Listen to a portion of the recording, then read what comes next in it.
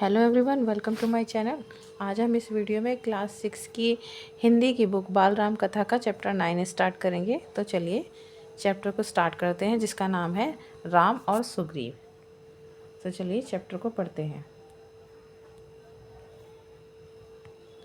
राम और लक्ष्मण का अगला पड़ाव ऋषिमुख पर्वत था। सुग्रीव वहीं रहते थे। राम और लक्ष्मण जो है सुग्रीव जी की खोज में जाते हैं, जो कि ऋषिमुख पर्वत पर रहते हैं।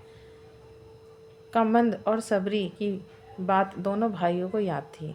दोनों ने सुग्रीव से मिलने की सलाह दी थी। ठीक है ना। तो कम्बंद और जो सबरी थी ना, जिन्होंने राम जी को झूठे बेर खिलाए थे, दोनों ने कहा था कि आप सुग्रीव से मिलिए, सुग्रीव आपकी मदद करेंगे सीता जी की खोज के लिए। ठीक है। कहा था कि वे सीता की खोज में सहायक होंगे। दोनों राजकुमार शीघ्रता से वहाँ पहुँचना चाहते थे। ठीक है। अब दोनों राजकुमार यानी राम और लक्ष्मण दोनों भाई जल्दी से जल्दी सुग्रीव के पास पहुँचना चाहते थे। सुग्रीव का मूल निवास यशुर्मुख पर्वत नहीं था, किष्किंधा था। सुग्रीव जो असल में जो रहने वाले कहाँ के थे, यशुर्मुख पर्वत के नहीं थे। वो किष्किंधा राज्य के वो राजा थे।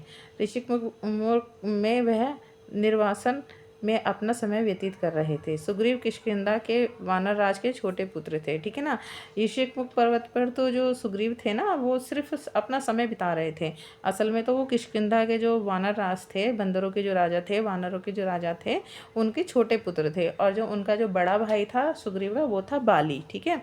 बड़े भाई का नाम था बाली। पिता के ना रहने पर ज्येष्ठ पुत्र बाली राजा बना। ठीक है ना। अब पिता ज्येष्ठ मतलब होता है बड़ा बेटा। ठीक है। अब जब उनके पिता की मृत्यु हो गई, किष्किंधा के जो वानर राज थे उनकी जब मृत्यु हो गई, तो उनका जो सबसे बड़ा बेटा यानी कि बाली जो है वो राजा बना। दोनों भाइयों में बहुत ज़्यादा प्रेम था। राजकाज में किसी बात को लेकर मनमुटाव हुआ, फिर झगड़ा हो गया। मतलब राजकाज संभालने में किसी बात को उन दोनों भाइयों में जो है लड़ाई हो गई होगी, झगड़ा हो गया होगा। झगड़ा इतना गंभीर हुआ कि बाली सुग्रीव को मारना मतलब बाली ना सुग्रीव को मार देना चाहता था। इतना ज़्यादा उनका झगड़ा हो गया था। जान बचाने के लिए सुग्रीव ऋषिमुख पर्वत पर सुग्रीव को आना पड़ा। तो सुग्रीव को बाली से मतलब अपने बड़े भाई से जान बचाकर सुग्रीव जो है किष्किंधा जो राज्य को छोड़कर भाग गए और ऋषिमुख पर्वत पर जाकर वो रहने लगे। ऋषिमुख आकर भी सुग्रीव का डर कम नहीं हुआ। वह चौकस रहता था। ठीक है ना। अब वो उस पर्वत पे तो आकर रहने लगे थे, मगर फिर भी वो डरते थे कि कहीं बाली वहाँ आकर उन्हें मार ना दे। ठीक है ना। विश्वास पात्र वानर सेना निरंतर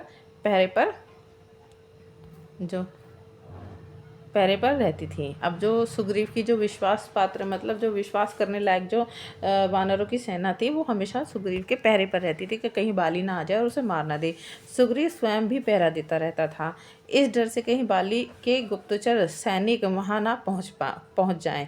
एक दिन सुग्रीव पहाड़ी पर खड़ा था। उसने दोनों युवकों को उधर आते हुए देखा। ये दोनों अवश्य बाली के गुप्तचर होंगे। ठीक है ना। अब जब सुग्रीव एक दिन पर्वत पर खड़े हुए थे, तो उन्होंने राम और लक्ष्मण दोनों को अपनी तरफ आते हुए देखा और उन्होंने सोचा कि कहीं ये दोनों जो हैं बाली के गुप्तचर मतलब उनके जो है जासूस तो नहीं है, मुझे मारने आए होंगे। सुग्रीव ने तत्काल अपने साथियों को बुलाया। सुग्रीव ने तत्काल अपने सारे साथियों को वहाँ पर बुला लिया। हमें यशुम को छोड़ देना चाहिए। अब सुग्रीव कहते हैं कि हमें ये पर्वत छोड़ देना चाहिए, यह स्थान अब सुरक्षित नहीं है। बाली यहाँ कभी भी आ धमकेगा। सुग्रीव ने अपने साथियों से कहा, मैंने 2 युवकों को इधर आते हुए देखा है, उनके हाथ में धनुष बाण है। ठीक है। सुग्रीव घबराए हुए थे, पर उनके प्रमुख साथी हनुमान इससे सहमत नहीं थे। अब सुग्रीव जो बहुत ज़्यादा डरे हुए थे, लेकिन जो हनुमान जी थे जो उनके साथी थे, वो उनकी बात से सहमत नहीं थे। ठीक है ना। मैं जाकर पता लगाता हूँ कि वो दोनों कौन हैं। बाली की सेना में ऐसे सैनिक नहीं हैं। हनुमान ने भी दोनों युवकों को देख लिया था। हनुमान पर सुग्रीव को भरोसा था। उसने बात मान ली। अब हनुमान जी कहते हैं कि बाली की जो सेना है उसमें ऐसे आदमी नहीं है। मैंने उन दोनों भाइयों को देखा है, मैं जाकर पता लगाता हूँ कि आखिरकार वो हैं कौन। राम और लक्ष्मण पहाड़ी पर चढ़ते चढ़ते थक गए थे। ठीक है। वे पहाड़ी सरोवर के पास रुके। अब राम और लक्ष्मण जो है पहाड़ पे चढ़ते चढ़ते थक गए थे, तो वहीं पहाड़ पर एक सरोवर मतलब छोटा सा तालाब था पानी का, वहाँ पर वो रुके और वहाँ पर वो थोड़ी देर ठहरे और उन्होंने अपनी थकान मिटाई, हाथ मुँह धोए। तभी भेष बदलकर हनुमान वहाँ पहुँच गए। ठीक है। शिष्टाचार से प्रणाम किया, पूछा, आप दोनों कौन हैं, वन में क्यों भटक रहे हैं, आपको आपका भेष मुनियों जैसा है, लेकिन चेहरे से राजकुमार लगते हैं। अब हनुमान जी ने जो है अपना भेष बदल लिया और बड़ी ही प्यार से, शिष्टाचार मतलब बड़ी ही आदर सम्मान से राम और लक्ष्मण को वो प्रणाम करते हैं और पूछते हैं कि आप दोनों कौन हो। मतलब आपने जो मतलब कपड़े पहने के वो तो ऋषि मुनियों के हैं, लेकिन आपके चेहरे पे जो चमक है, जो तेज है, वो राजकुमारों वाली है। आप ऋषि मुनि तो नहीं लग रहे हैं, आप वन में क्यों भटक रहे हैं? लक्ष्मण जी राम जी से पूछते हैं। हम सुग्रीव से मिलने जा रहे हैं। अब राम जी कहते हैं हम सुग्रीव से मिलने जा रहे हैं, हमें उनकी सहायता की आवश्यकता है। क्या आप उन्हें जानते हैं? राम जी पूछते हैं हनुमान जी से, क्या आप उन्हें जानते हैं? राम ने विनम्रता से पूछा। राम जी जो है बड़े प्यार से हनुमान जी से पूछते हैं, क्या आप सुग्रीव को जानते हैं? हमें उनकी सहायता की आवश्यकता है। प्रारंभिक बातचीत से ही हनुमान जी स्थिति को भाप गए। पहले मतलब जैसे ही उन्होंने बातचीत शुरू करी राम और लक्ष्मण जी से, तो वो जान गए थे कि आखिर क्या मामला है। वे अपने मूल रूप में आ गए। प्रणाम करते हुए बोले, मैं हनुमान हूँ, सुग्रीव का सेवक। उन्होंने आपका परिचय जानने के लिए यहाँ भेजा है। अब जैसे ही मतलब वो जान जाते कि हाँ ये जो है कोई राक्षस नहीं है, कोई बाली के दूत नहीं है, तो जासूस नहीं है, तो वो अपने असली रूप में आ जाते हैं हनुमान जी और कहते हैं कि मैं सुग्रीव का सेवक मतलब दास हूँ। ठीक है। और मैं उन्होंने मुझे आपके पास भेजा है ये जानने के लिए कि आप हैं कौन। लक्ष्मण ने उन्हें अपना परिचय दिया, वन में आने का कारण बताया। यह भी बताया कि वे कम्बन और सबरी की सलाह पर यहाँ आए हैं सुग्रीव से मिलने, उनसे सहायता मांगने। अब लक्ष्मण जी उन्हें अपना परिचय देते हैं कि मैं ऐसे दशरथ राजा राजा जो दशरथ हैं अयोध्या के, उनका जो है छोटा बेटा हूँ। और कारण भी बताया कि हम सीता जी की खोज में निकले हैं। और उन्होंने ये भी बताया कि कम्बन और सबरी ने हमें सलाह दी थी कि हम सुग्रीव से मिले, सुग्रीव हमारी सहायता करेगा सीता जी की खोज करने में। हनुमान के चेहरे पर हल्की सी मुस्कुराहट आ गई। कोई उनसे सहायता मांगने आया है जिसे स्वयं सहायता चाहिए। हनुमान समझ गए राम और सुग्रीव की स्थिति एक जैसी ही है, दोनों को एक दूसरे की सहायता चाहिए। अब हनुमान जी जो है ये बात सुनकर हंसने लगे कि सुग्रीव जिनको खुद सहायता की आवश्यकता है वो उनसे कोई सहायता मांगने आया है। अब वो समझ जाते हैं कि इन दोनों की हालत एक जैसी है, दोनों को एक दूसरे की मदद करने की ज़रूरत है। ठीक है ना।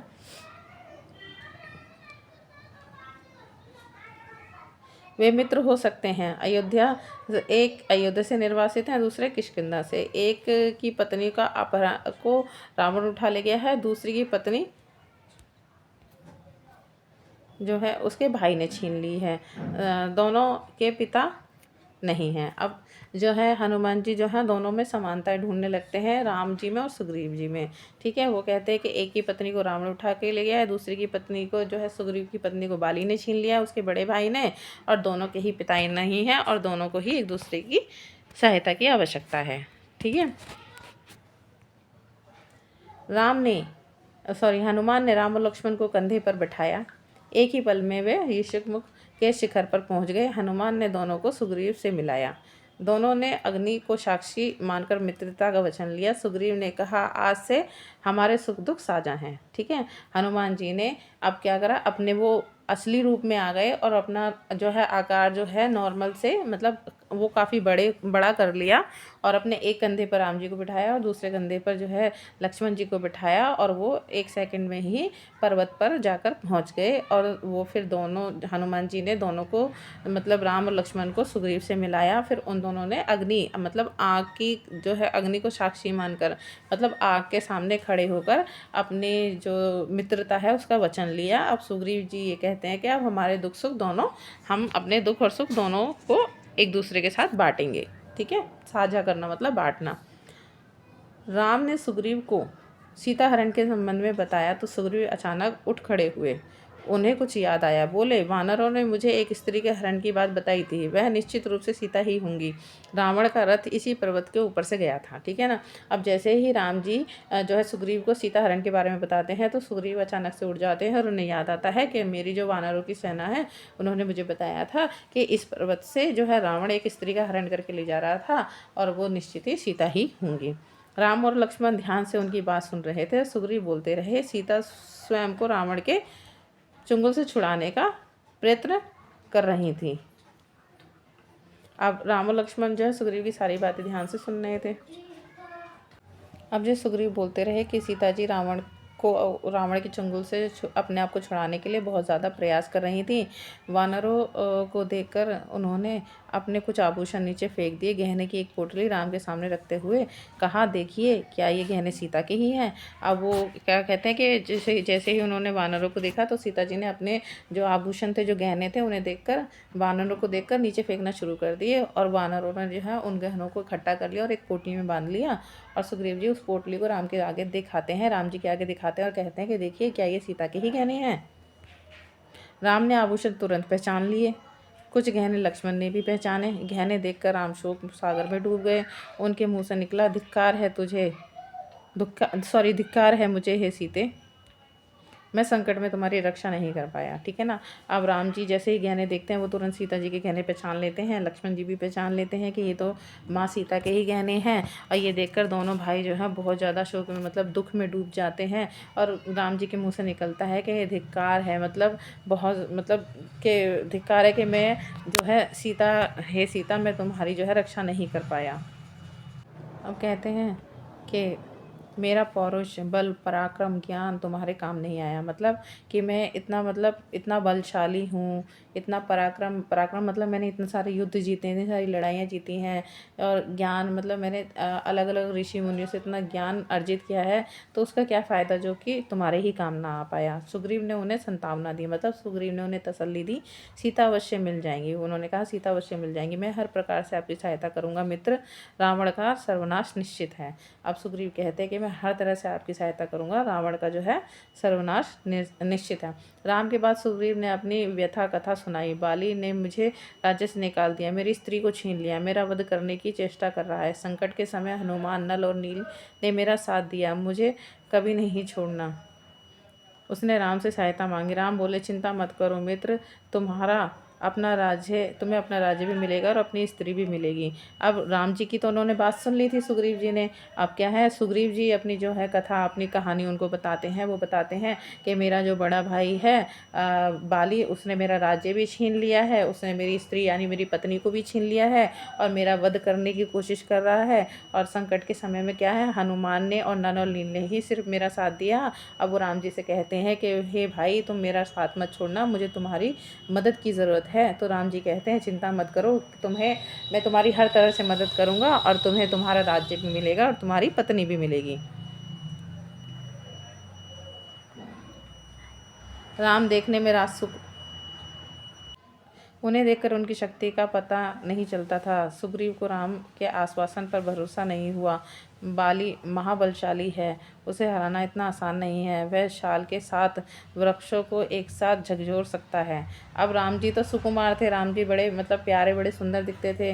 और तो उन्हें देखकर उनकी शक्ति का पता ही नहीं चलता था। सुग्रीव को ये विश्वास ही नहीं हुआ। राम जी ने जो भी उन्हें आश्वासन दिया, सुग्रीव को उस पर भरोसा नहीं था। वो तो जानता था कि मेरा भाई जो बाली है वो तो बहुत बलशाली है, उसमें बहुत ताकत है, उसे आसानी से हराया नहीं जा सकता। उसमें इतनी जान है कि वो 7 जो शाल के पेड़ होते हैं ना, लंबे लंबे जो नारियल की तरह पेड़ होते हैं, उन 7 पेड़ों को एक साथ हिला सकता है वो, उसमें इतनी जो है ताकत थी।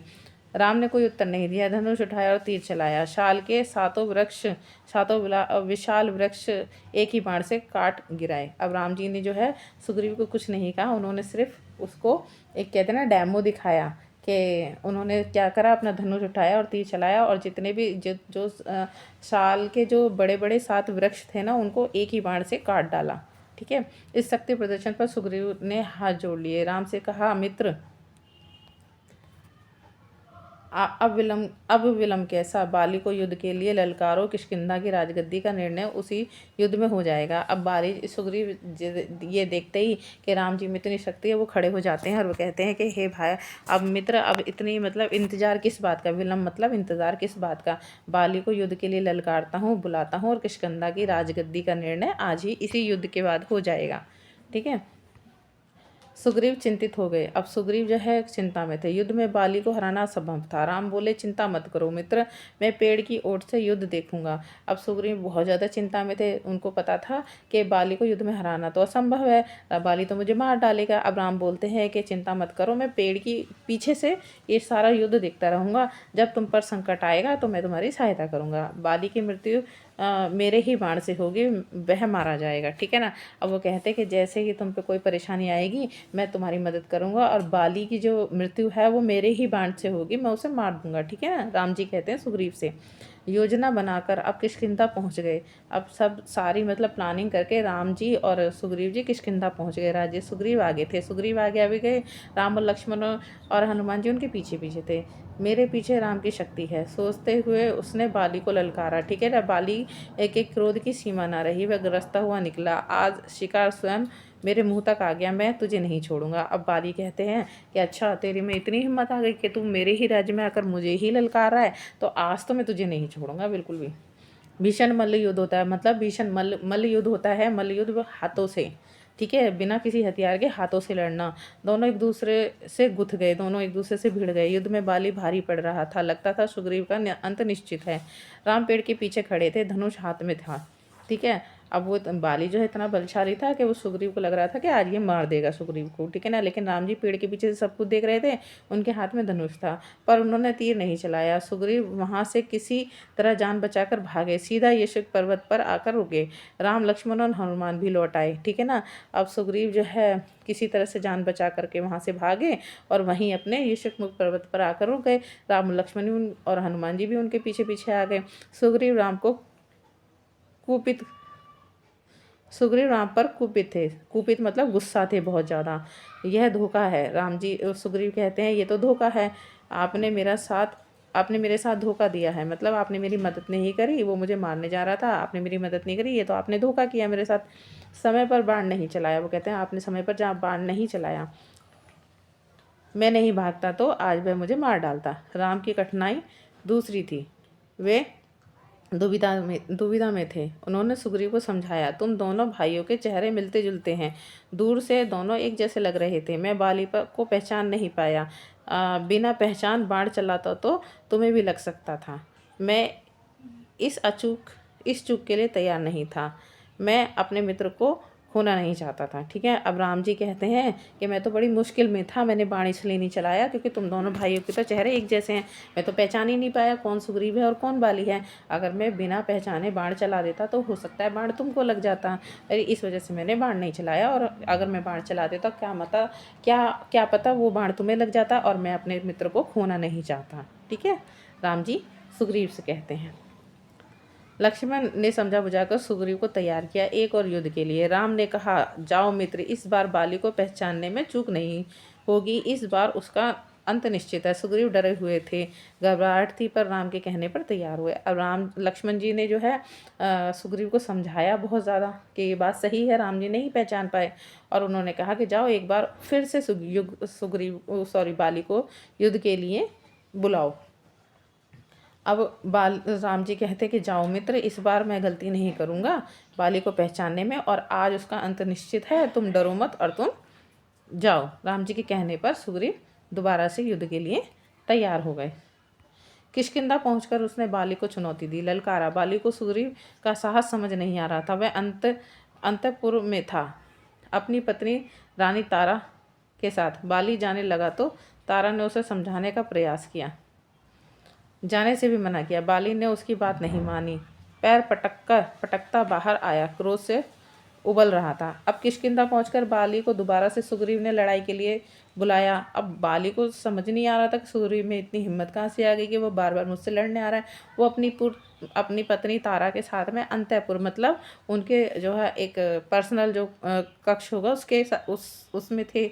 अब बाली की जो पत्नी होती है तारा, वो मना करती है कि आप मत जाइए, लेकिन बाली को तो अपनी ताकत का बहुत ज़्यादा घमंड था। वो गुस्से में पैर पटकते हुए चला गया और बहुत ज़्यादा गुस्से में था कि आज तुम्हें से मार ही डालूंगा। बाली ने हाथ हवा में उठाया, मुट्ठी भींची हुई थी, वह एक घूंसे से सुग्रीव का काम तमाम कर देता। अब बाली इतने गुस्से में था कि उसने चाहता था कि एक घूंसे में ही सुग्रीव को मार डालूं। तभी राम का बाण उसकी छाती में लगा, वह लड़खड़ाया, गिर पड़ा। बाली के गिरने पर राम लक्ष्मण हनुमान पेड़ की ओर से बाहर निकल आए। तभी राम जी ने बाण चलाया और वो बाली की छाती में, मतलब सीने में जाके लग गया, और वो लड़खड़ाता हुआ गिर गया। और बाली के गिरने पर राम लक्ष्मण और हनुमान दोनों ही पेड़ के पीछे से निकल आए, ठीक है। आनन फानन में राज्याभिषेक की तैयारी की। सुग्रीव को राजगद्दी मिली। राम की सलाह पर बाली के पुत्र अंगद को युवराज का पद दिया गया। राम ने सुग्रीव के लिए संबोधन बदल दिया। राजगद्दी पर बैठने के बाद उन्हें मित्र नहीं कहा, वानर राज कहकर सुशोभित किया, संबोधित किया। सुग्रीव का मन था कि राम कुछ समय वहीं रहें। उनके साथ राम ने मना कर दिया, यह पिता की आज्ञा के विरुद्ध होगा। उन्होंने मुझे वनवास दिया है, मैं वन में ही रहूँगा। ठीक है। अब जल्दी जैसे ही बाली की जो मृत्यु हो गई उसके बाद जल्दी जल्दी आनन फानन मतलब जल्दी जल्दी में जो है राज्य अभिषेक की तैयारी की गई। सुग्रीव को जो है राजगद्दी पर बिठाया गया और राम की सलाह से जो बाली का जो पुत्र था, बेटा था अंगद, उसको युवराज घोषित किया गया। और राम ने सुग्रीव को अब जो है मित्र नहीं कहा। उन्होंने अब सुग्रीव को राजगद्दी पर बिठाने के बाद उन्हें वानर राज, वो राम जी कहने लगे उनको। ठीक है ना। अब मित्र नहीं कहने लगे थे, वानर राज कहने लगे थे सुग्रीव को। ठीक है। अब सुग्रीव का मन था कि अब जैसे ही वो राजगद्दी पे बैठा तो सुग्रीव का मन था कि राम जी जो है कुछ समय उनके पास वहीं राजमहल में बिताए। लेकिन राम जी कहते हैं कि नहीं नहीं, मेरे को वनवास दिया गया है और अगर मैं यहाँ पर रुकूंगा तो ये पिता की आज्ञा के विरुद्ध होगा, क्योंकि मुझे तो वनवास दिया गया है। ठीक है। और राम जी हैं वन में ही दोबारा वापस चले गए। राम किष्किंधा से लौट आए। वर्षा ऋतु के कारण आगे जाना कठिन था।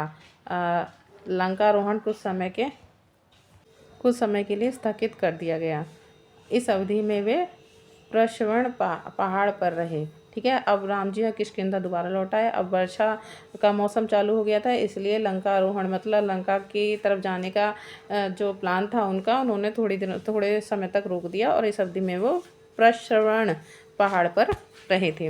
वर्षा ऋतु बीत गई। राम प्रतीक्षा कर रहे थे सुग्रीव की वानर सेना की, सीता की खोज के लिए। सुग्रीव ने राजतिलक के दिन राम को आश्वासन दिया था, लेकिन वह अपना वचन भूल गए। अब वर्षा ऋतु खत्म हो गई, बारिश का समय खत्म हो गया। राम जी इंतजार कर रहे थे कि सुग्रीव कब अपनी वानर सेना भेजें और सीता की खोज के लिए। लेकिन सुग्रीव का जैसे ही राजतिलक हुआ, वो राजभोग में इतना मगन हो गए कि उन्होंने जो है राम जी को दिया हुआ वचन वो भूल गए।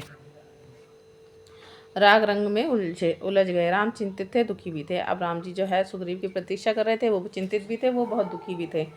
हनुमान को सुग्रीव का वचन याद था। राजतिलक के दिन वे वहीं थे। उन्होंने सुग्रीव को याद दिलाया। सुग्रीव ने वानर सेना एकत्र करने का आदेश दिया। यह काम सेनापति नल को सौंपा गया। 15 दिन बीत गए। लेकिन सेना राम के पास नहीं पहुंची। अब क्या है, सुग्रीव जी को हनुमान जी को सुग्रीव का वचन याद था कि वो जो राजतिलक के दिन जो है सुग्रीव के पास ही थे, इसलिए उन्हें याद था। उन्होंने सुग्रीव को याद दिलाया कि आपने राम जी को वचन दिया था कि सीता की खोज करने के लिए आप अपनी वानर सेना उनको उनके पास भेजोगे। अब सुग्रीव ने वानर सेना, जितनी भी उनकी वानर सेना थी, उन सबको इकट्ठा करने का आदेश दिया और ये सारा काम जो है सेनापति नल जो थे उनको सौंप दिया गया। 15 दिन और बीत गए, लेकिन जो है सुग्रीव की सेना राम के पास नहीं पहुंच सकी। राम सुग्रीव के इस व्यवहार से क्षुब्ध थे। राम जी जो है सुग्रीव के इस तरह के व्यवहार से बहुत ज़्यादा मतलब दुखी थे। क्रोध में उन्होंने सुग्रीव के विनाश तक की बात कही। ठीक है। अब वो राम जी जो है इंतज़ार करते करते इतना ज़्यादा गुस्से में आ गए कि उन्होंने कह दिया कि अब जो है सुग्रीव का जो है विनाश मतलब अंत जो है, अब मैं सुग्रीव का अंत कर दूंगा। राम को चिंतित देख लक्ष्मण से ना रहा गया। उन्होंने धनुष उठाया तो राम ने उन्हें रोक दिया। अब राम जी को इतना चिंता में देख कर के लक्ष्मण जी को बहुत गुस्सा आया और उन्होंने गुस्से में धनुष उठा लिया। इतने में राम जी ने उन्हें रोक दिया। सुग्रीव को बस समझाया, वह हमारा मित्र है। लक्ष्मण किष्किंधा चले गए। सुग्रीव को समझाया। वहां पहुंचकर उन्होंने धनुष पर प्रत्यंचा चढ़ाई, डोरी खींचकर छोड़ी। उसकी टंकार से सुग्रीव कांप गए। ठीक है ना। अब राम जी जो है लक्ष्मण को समझाते कि नहीं नहीं, वो हमारा सुग्रीव जो हमारा मित्र है, बस तुम किष्किंधा जाओ और उसे समझाओ। लक्ष्मण जी जो है सुग्रीव के पास किष्किंधा पहुँचे और उन्होंने सिर्फ धनुष की प्रत्यंचा चढ़ाई और मतलब डोरी खींची और उसकी इतनी तेज से आवाज़ हुई कि वो सुग्रीव जो है कांप गए डर के मारे। ठीक है। धनुष की टंकार सुनते ही उन्हें राम को दिया हुआ वचन पुनः याद आ गया। तारा ने सलाह दी कि वे तत्काल जाकर राम से मिलें, क्षमा याचना करें। सुग्रीव ने ऐसा ही किया। राम के पास जाने से पूर्व सुग्रीव ने हनुमान को आवश्यक निर्देश दिए, वानर सेना एकत्र करने का आदेश दिया। इस बार सुग्रीव ने सेना एकत्र होने तक नहीं रुके, तुरंत चल पड़े लक्ष्मण के पीछे पीछे, ठीक है ना। अब जो है जैसे ही धनुष की टंकार सुनी तो सुग्रीव डर गए और उन्हें तुरंत राम जी को दिया हुआ वचन याद आ गया। अब जो उसकी बीवी थी, सुग्रीव की बीवी थी तारा, तारा ने उनको सलाह दी कि आप तुरंत जाओ राम जी से क्षमा मांगो। और सुग्रीव ने ऐसा ही किया, राम के पास वो तुरंत पहुँच गए।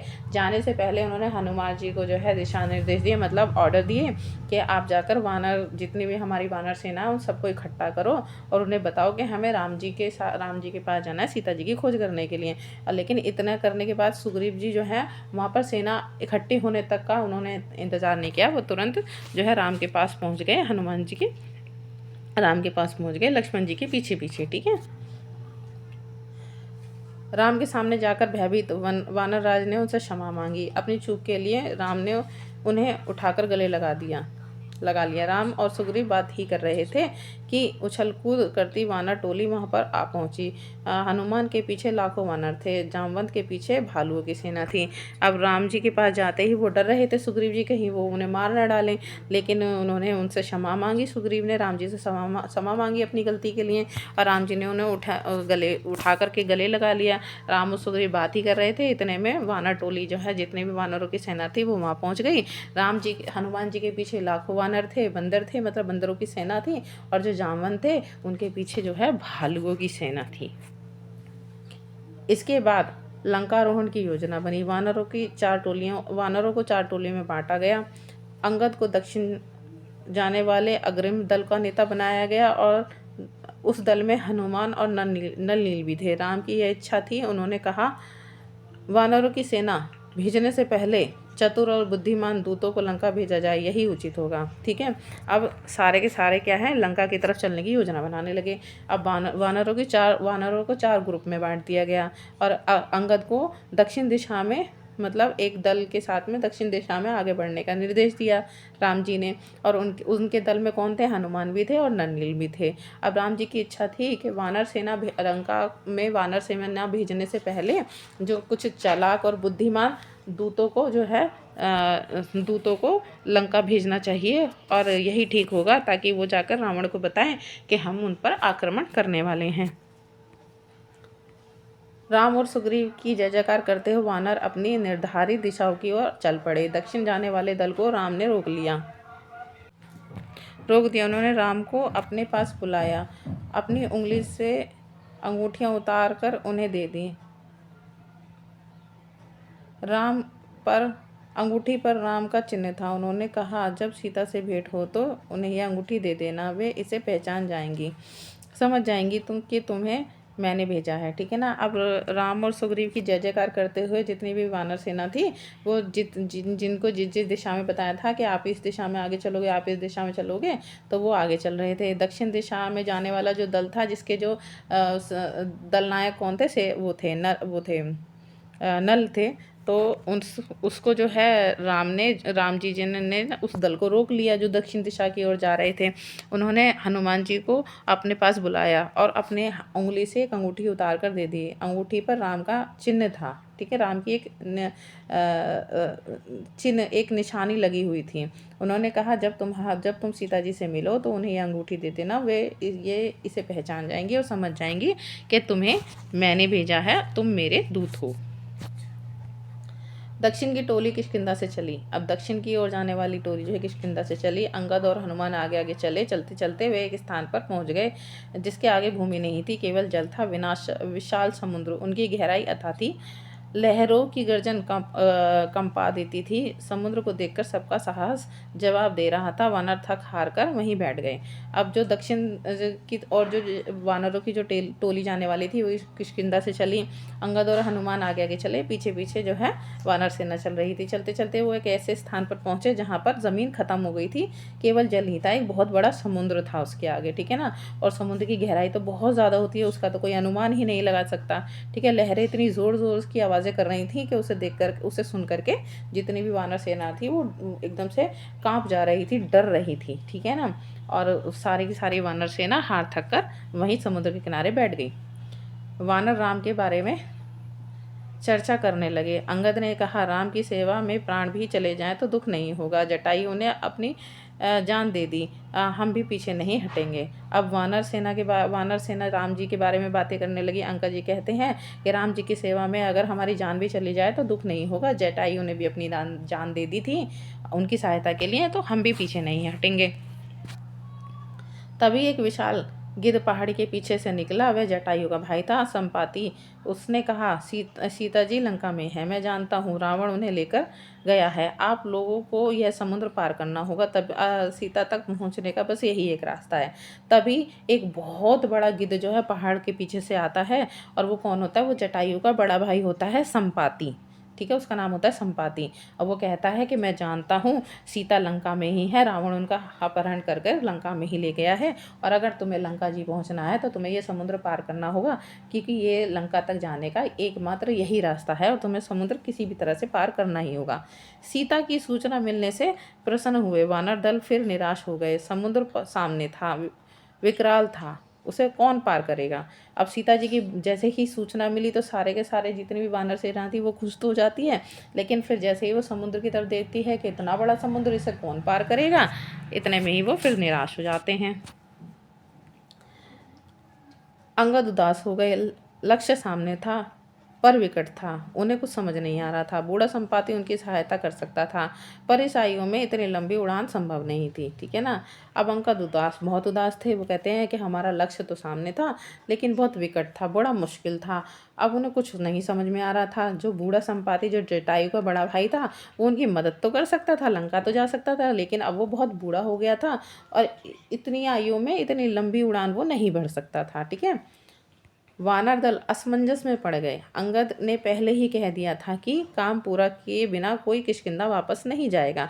वे ना आगे जा सकते थे ना पीछे, वे एक दूसरे की ओर देख रहे थे। ठीक है। अब वानर दल जो है बहुत ज़्यादा परेशानी में पड़ गया। असमंजस मतलब परेशानी। वो जो है जितनी भी वानर की सेना थी वो बहुत परेशानी में हो गई। अंगद जी पहले ही कह चुके थे कि जब तक हमारा काम पूरा नहीं हो जाएगा हम किष्किंधा राज्य वापस नहीं जाएंगे। ना तो अब वो आगे जा सकते थे ना पीछे जा सकते थे। दो सारे के सारे एक दूसरे का मुंह देख रहे थे कि अब क्या करें। इस दल के में एक सबसे जो बुद्धिमान थे वो थे जामवंत। ठीक है। और ऐसा कहा जाता है कि हिंदू मतलब मान्यताओं के आधार पर ऐसा कहा जाता है कि जामवंत जी हनुमान जी की तरह अमर हैं, वो आज भी जीवित हैं। ठीक है ना। सब उनके सामने गए, उनके पास भी इस कठिनाई का प्रश्न का भी कोई उत्तर नहीं था। इस कठिनाई का प्रश्न का कोई उत्तर नहीं था। अब सब जामवंत जी के पास गए क्योंकि वो सबसे बड़े और बुद्धिमान थे, लेकिन इस कठिनाई में इस प्रश्न का उत्तर उनके पास भी नहीं था। तभी जामवंत जी की दृष्टि हनुमान पर पड़ी। वे सबसे दूर बैठे थे, चुपचाप। जामवंत जानते थे कि यह काम हनुमान ही कर सकते हैं। वे पवन पुत्र थे, उनकी शक्ति अपार है, लेकिन उन्हें स्वयं इसका अनुमान नहीं था। उनकी सोई हुई शक्तियाँ जामवंत ने जगाई। कहा, हनुमान आपको जाना होगा, यह कार्य केवल आप ही कर सकते हैं।